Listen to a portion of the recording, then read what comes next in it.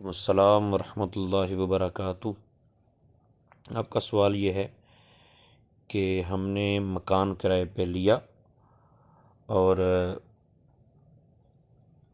اس مکان کے اندر جو واش روم بنا ہوا ہے، یعنی جو ٹوائلٹ بنا ہوا ہے جس پہ بیٹھ کے رفع حاجت کی جاتی ہے، تو وہ جگہ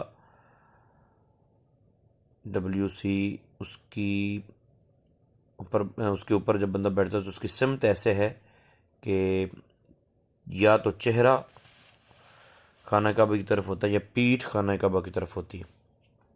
تو اب اس کے لیے حکم شرعی کیا ہے؟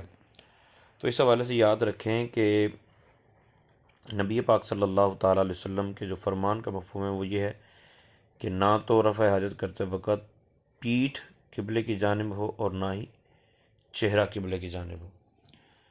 بعض روایتوں میں یہ ہے کہ مطلب مشرق مغرب کر لیا جائے، تو چونکہ مدینہ طیبہ میں جہاں کے بارے میں یہ روایت ہے وہاں مشرق مغرب قبلہ کی جانب چہرہ یا پیٹھ نہیں ہوتی، ٹھیک ہے نا۔ ہمارے ہاں قبلہ کی جانب پیٹھ اور چہرہ وہ مشرق اور مغرب کی صورت میں ہوتا ہے۔ بہرحال کوئی روایت کو پڑھ کر وہ یہ نہ کہے کہ نہیں کر سکتا ہے بندہ۔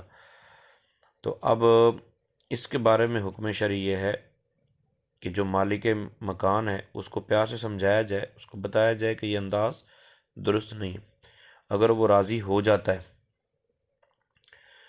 تو اس کو چینج کر لیا جائے، ٹھیک ہے۔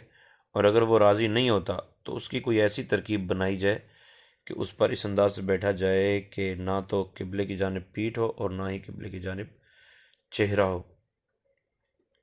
ٹھیک ہے۔ اور اگر یہ بھی ممکن نہیں ہے، کسی صورت بھی ممکن نہیں ہے، تو جلد از جلد وہ مکان چینج کر لیا جائے۔